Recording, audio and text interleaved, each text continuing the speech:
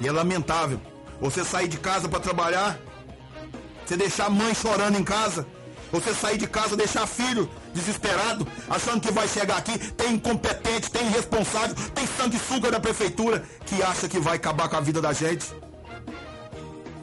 Mas eu falei, a única coisa que eu falei, a hora que eu saí, e vou repetir para vocês ouvirem, e tenho certeza que eles estão ouvindo também em Pontalina,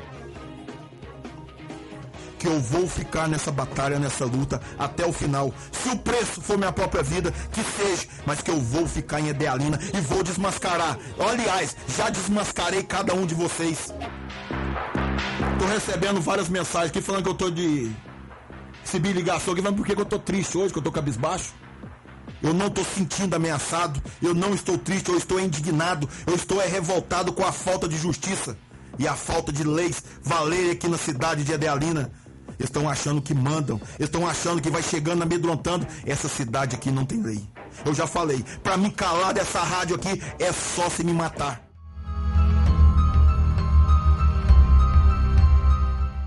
Jornalismo Sem Trégua é um podcast do programa Tim Lopes da Abrage, Associação Brasileira de Jornalismo Investigativo. Eu sou Angelina Nunes e vamos tratar aqui dos casos de jornalistas e comunicadores que foram assassinados no exercício da profissão no Brasil.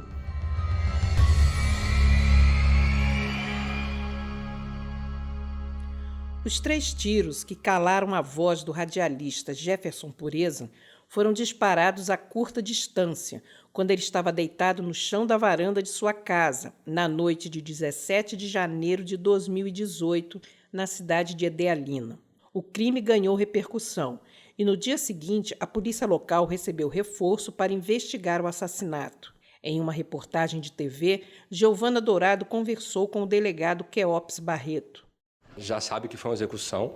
Foram 2 criminosos que vieram até a residência e executaram, porque não houve subtração de bem algum. Por estar no veículo de comunicação, ele possuía vários desafetos aqui na cidade. Então, a gente não consegue definir ainda quem que foi o mandante ainda.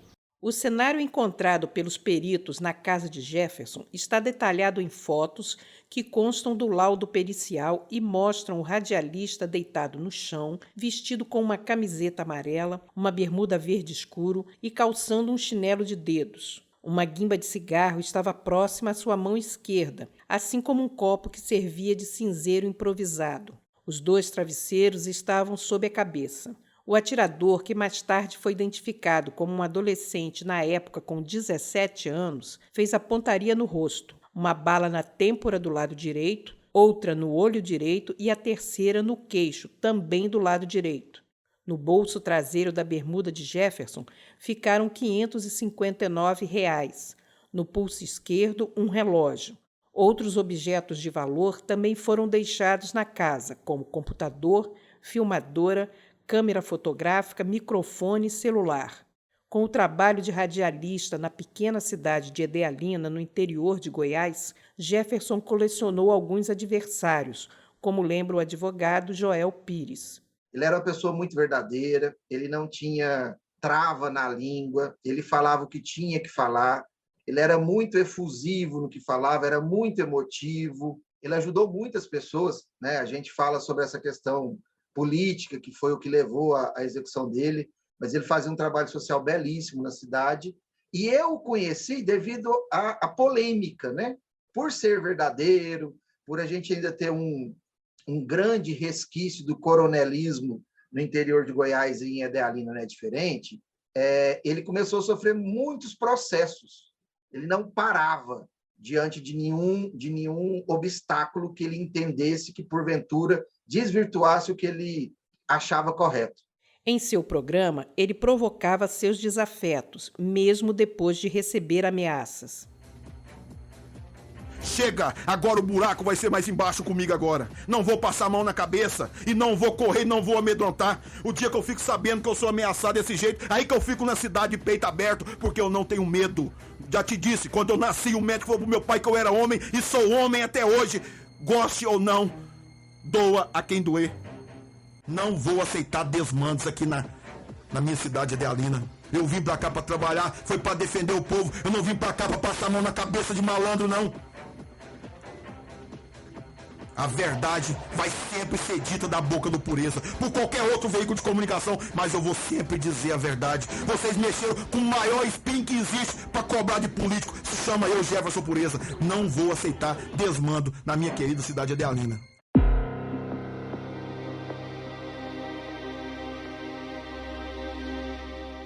As investigações policiais com depoimento de testemunhas, de suspeitos e a quebra de sigilo telefônico de 20 celulares montaram o quebra-cabeça que mostra uma realidade do Brasil profundo, onde a morte de um radialista foi negociada por R$5 mil e um revólver calibre 38. Uma cidade, como muitas do interior do país, que não tem delegacia própria, ficando subordinada à vizinha Edéia, onde também está o fórum. Olhando pelo mapa, a estrada que liga as duas cidades chega a uns 30 quilômetros e a distância poderia ser percorrida em meia hora. Mas a realidade encontrada pela equipe da Abrage, que chegou ao local 10 dias após o crime, foi um pouco diferente.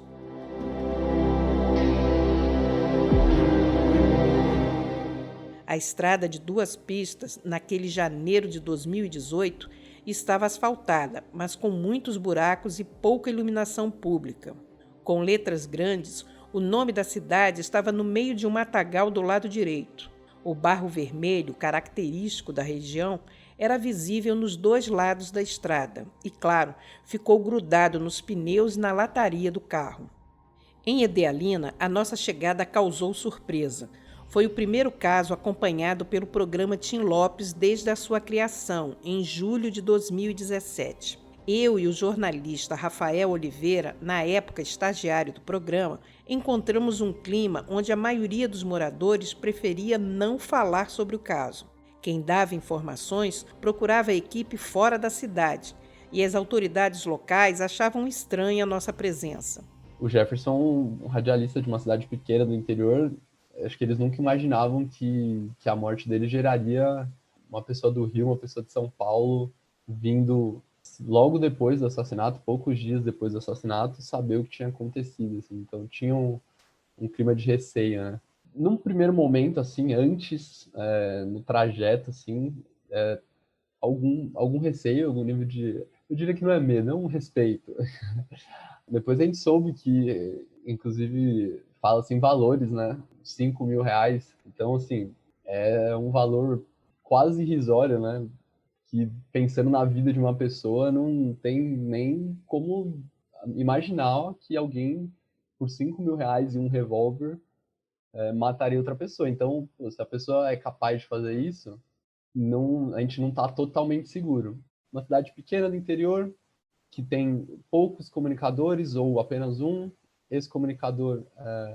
ele denuncia quem está no poder não gosta, busca alguém, normalmente, às vezes, em alguns casos, alguém que já é especializado nesse tipo de serviço, mas em outros casos, alguém que está só querendo uma grana, e elimina a pessoa que está ali todo dia ou com frequência denunciando os desmandos dessa pessoa da administração pública.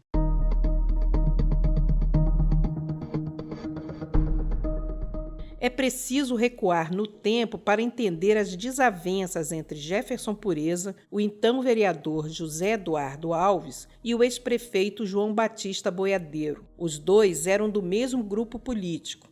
José Eduardo foi secretário de Ação Urbana na gestão de Boiadeiro.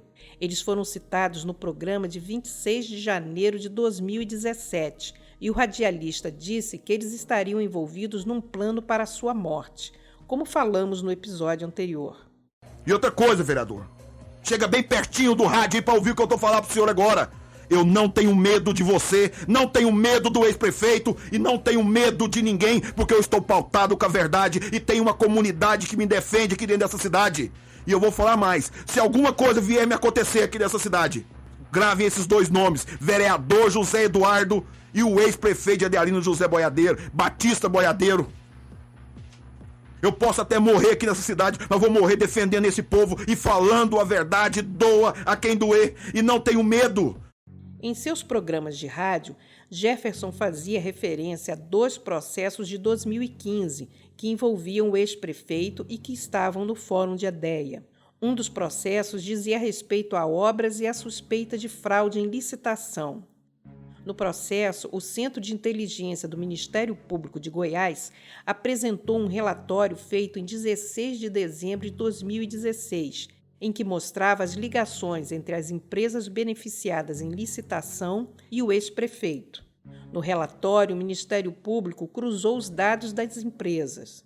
O representante de uma delas, da Leopoldina Construtora, era José Cassiano da Costa, que também aparecia em um outro contrato entre a Prefeitura e uma empresa chamada Leilane Alves de Lima, que ganhou um contrato de transporte escolar. Neste segundo contrato, ele, Cassiano, era identificado como motorista que faria o transporte. O relatório mostrou ainda que, a partir do cruzamento de dados, a empresa Leopoldina mudara a razão social, continuando a ganhar as obras da prefeitura e até eventos, já que tinha incorporado outras atividades à empresa. O processo ficou parado no fórum. Cassiano, em 2018, era secretário municipal responsável pelo Departamento de Transportes, Obras e Desenvolvimento Urbano na gestão do então prefeito Vinícius Miranda. Nesse processo, a obra em questão é um estacionamento. A denúncia foi feita por Círio dos Santos Souza, que afirmou ter sido contratado para a obra, recebido do próprio prefeito R$ 25 mil e executado 85% do serviço quando foi dispensado. A prefeitura, então, contratou outra empresa, a Leopoldina Construtora, para realizar o mesmo serviço que estava praticamente concluído e receber R$ 13 mil. A empresa fechou outros contratos com a prefeitura em 2015, totalizando R$ 384.800. A Leopoldina mudou sua razão social para a Shekinar Construtora e ampliou suas funções com um outro braço da empresa, a Shekinar Eventos. Já o segundo processo trata de crime ambiental. Em 19 de dezembro de 2017, a promotora Maria Cecília de Jesus Ferreira ofereceu denúncia contra os dois prefeitos, João Batista Boiadeiro e Divino Célio Neves. O caso ocorreu em 2015 e resultou, na época, em prisão em flagrante do então prefeito João Batista Boiadeiro, que estaria usando o maquinário da prefeitura para extração ilegal de areia em um rio que passava na fazenda de Divino Neves. A carga seria levada para a fazenda de João Batista Boiadeiro. A denúncia foi feita e os policiais da capital foram ao local e prenderam o então prefeito. A perícia mostrou que houve crime ambiental e iniciou, então, uma batalha de recursos, na qual o então prefeito teve uma parcial vitória, já que possuía foro privilegiado. O caso ficou parado até 2018, quando foi feito um novo recurso e constatado que ele já não teria o benefício do foro privilegiado, podendo, então, ser julgado. O Ministério Público, então, ofereceu denúncia, mas o caso ficou parado. Essas denúncias eram apresentadas por Jefferson em seu programa, além dele fazer uma marcação cerrada nos projetos que eram votados na Câmara. O radialista se colocava como oposição.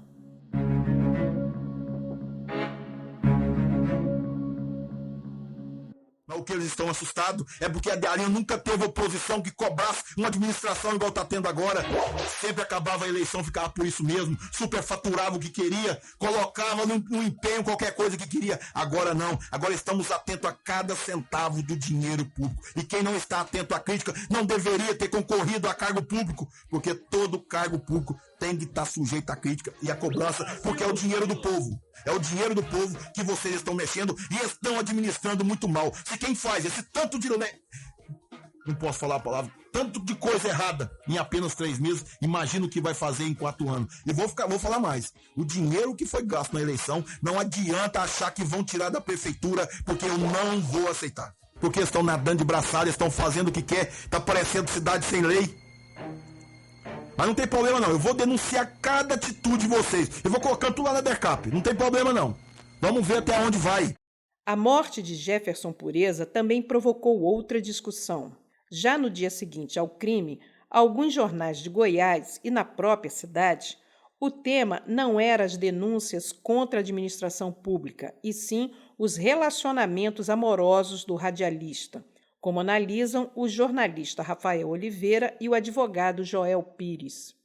Utiliza-se da vida pessoal do Jefferson para tirar a culpa do vereador, para tirar a relevância das denúncias políticas que o Jefferson fazia e transferir a culpa para o Jefferson e, de certa forma, também para a mulher com que ele se relacionava, né?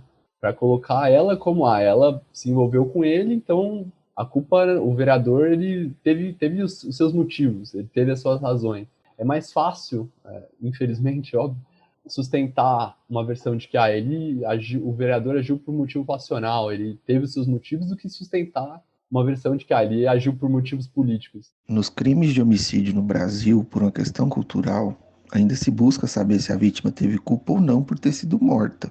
E no caso da execução do Jefferson, os investigadores buscaram essa possível motivação de culpa na vida pessoal da vítima, deixando de lado sua profissão e essa atuação enquanto jornalista. Até porque é muito claro para nós da acusação que se houvesse uma aprofundação na linha de investigação no tocante à motivação política, haveria um indiciamento maior no número de pessoas envolvidas na execução, posto que o grupo político representado pelo ex-vereador é mais numeroso.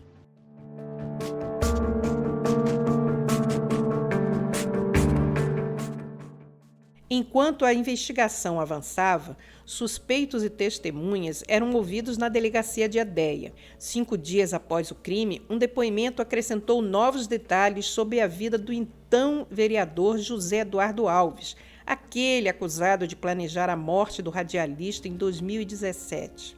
Marley Faleiro, ex-mulher do vereador, contou que também sofrera ameaças de José Eduardo e que, a partir daquele programa de janeiro de 2017, ela passou a conversar com Jefferson através do WhatsApp.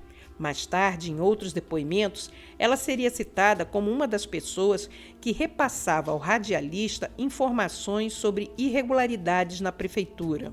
Ela revelou ainda ter ouvido uma conversa do vereador ao telefone com alguém, a quem dizia que era para fazer o serviço direito, matar pureza, colocar ele dentro do carro e colocar fogo para simular que foi um acidente. José Eduardo teria dito mais tarde que desistiu da ideia.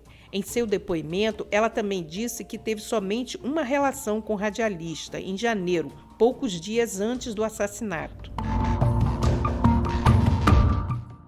Com tantos detalhes, foi a vez do então vereador José Eduardo ir à delegacia para prestar esclarecimentos. Uma semana depois do depoimento da ex-mulher, ele compareceu sem advogado e foi ouvido pelo delegado Queopes Barreto, que mais tarde indicaria que a motivação do crime seria um misto de político, por conta das críticas do radialista ao vereador e à administração pública, e passional, por conta do ciúme. Nesse caldeirão, no depoimento de 4 páginas e meia, de 30 de janeiro de 2018, José Eduardo conta a sua vida na cidade, a participação política e seu conturbado casamento que terminou após 17 anos de união. Falou também das críticas que recebia de Jefferson Pureza na rádio, quando era chamado de vereador da transferência de voto. Uma insinuação de que teria se beneficiado de uma irregularidade em sua eleição. Vai trabalhar pro povo, vai legislar, vai fiscalizar esse ex-prefeito que você defende, esse ex-prefeito que sumiu com o dinheiro de Edealina. Por que você não vem na rádio explicar que a roça, onde era a lavoura comunitária hoje, é a roça do Zé Eduardo? A lavoura comunitária não existe mais, agora é roça particular do vereador de Edealina, José Eduardo. Tenho muitas outras coisas para falar aqui, vereador. Vamos falar sobre transferências de voto para Edealina? Em seu depoimento, José Eduardo confirmou que realmente tinha planejado um atentado contra o radialista no começo de 2017. Na sua versão, ele combinou com um rapaz para dar uma surra no radialista para ele sumir da cidade e também atear fogo no seu carro. O serviço custaria R$3.000 e seria pago pelo pastor Tiago Marinho, na época secretário de administração. Mas ele disse ao delegado que a sua mulher Marley descobriu tudo e o plano não foi adiante. Pouco tempo depois, em depoimento, o pastor Tiago negou estar envolvido no caso. No seu depoimento, José Eduardo também esmiuçou as reviravoltas do casamento e admitiu que na época era muito ciumento.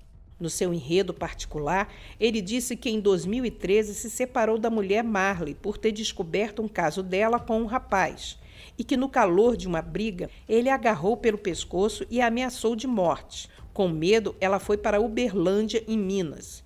E o que ele fez? Contratou um rapaz para matá-la por R$5.000. No entanto, o pai do vereador descobriu o plano e o fez desistir, mas ele perdeu o dinheiro da negociação. A separação durou 4 meses e eles reataram. Em novembro de 2017, os dois se separaram de novo, segundo ele, porque ela não o perdoou porque ele teve uma relação com uma mulher da cidade. Mas a história continua. Separados, o vereador passou a desconfiar que a ex-mulher passava informações da prefeitura para o radialista e que estaria de caso com ele. Com isso, ele voltou ao plano de mandar dar uma surra no radialista. Ele contou que em dezembro de 2017, Marcelo Rodrigues dos Santos, um amigo que tinha trabalhado na sua fazenda, o apresentou a 2 rapazes em Aragoiânia, cidade vizinha. O encontro aconteceu em um lava-jato. Ali, ele combinou que o serviço custaria R$4.000. No entanto, segundo ele, o plano não se consumou. O motivo foi que Marcelo foi preso por envolvimento em tráfico de drogas. Essa versão ganhou novos detalhes com depoimentos dos envolvidos e, em abril de 2018, o Ministério Público ofereceu denúncia contra o vereador José Eduardo, contra Marcelo Santos e Leandro Sintra da Silva, dono do Lava Jato, onde teria acontecido a negociação. É bom lembrar que 2 dos 6 envolvidos no crime foram ouvidos na condição de testemunha oculta e revelaram muitos detalhes. O primeiro adolescente que foi procurado pelo vereador contou em seu depoimento que foi abordado por Marcelo e José Eduardo para matar o radialista, mas que desistiu do serviço porque, em suas palavras, nunca tinha matado alguém nem atirado. Apesar da sua recusa, ele repassou a empreitada para outros 2. Um iria pilotar a moto e o outro seria o atirador. Ele contou que a negociação empacou quando o vereador ofereceu R$4.000 e o adolescente que aceitou ser o atirador disse que só faria o serviço por R$5.000 e um revólver. O primeiro adolescente que rejeitou o serviço contou que depois do crime o atirador o procurou e fez ameaças de morte, caso ele revelasse os bastidores da negociação. Ele disse ainda que o vereador lhe deu R$200 por ter indicado os outros 2 para a execução do crime. Mas essa trama estava longe de ter um desfecho. As investigações teriam mais desdobramentos. Acompanhado de advogados, os envolvidos deram outras versões. O vereador negou que tivesse mandado matar o radialista e contou ter ido a Aragoiânia apenas para ajudar Marcelo a buscar uma carteira de trabalho e, no caminho, conversou com ele sobre seus problemas conjugais. Nessa versão, Marcelo teria conduzido ao Lava Jato e apresentado as pessoas para executar a morte do radialista. Depois de algumas conversas, o vereador teria desistido do assunto. Por sua vez, Marcelo também confirmou ter ido com o vereador a Aragoiânia, em busca de sua carteira de trabalho que estava no emprego anterior. Nessa versão, o vereador é quem teria falado em dar uma surra em Jefferson Pureza. Marcelo negou ter apresentado os adolescentes.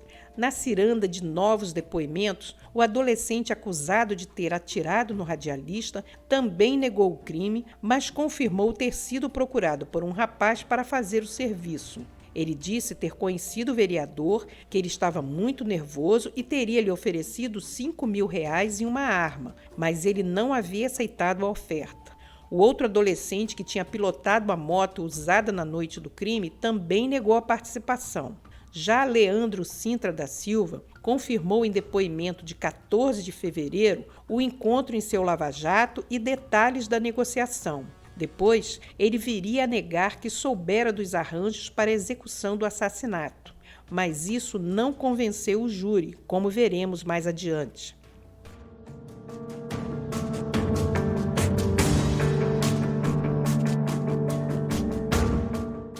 E no próximo episódio... Aquele julgamento, ele me deu a certeza de que pessoas de bem, trabalhadeira, pessoas honestas, não tem valor no Brasil, né?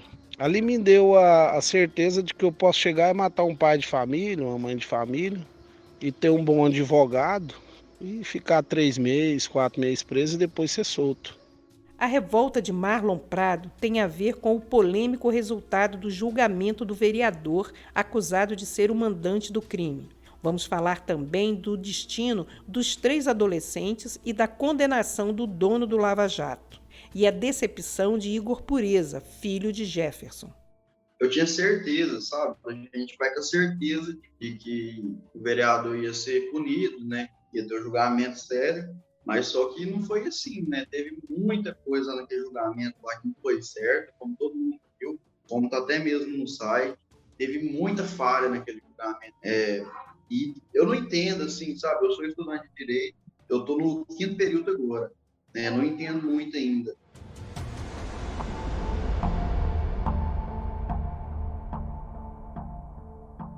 Neste episódio foram usados áudios de Jefferson Pureza do programa A Voz do Povo e de uma reportagem de TV sobre o crime, disponíveis na internet. O podcast Jornalismo Sem Trégua tem reportagem, roteiro e narração de Angelina Nunes. A produção e a identidade visual é de Bruna Lima. A edição de áudio é da agência Miragem.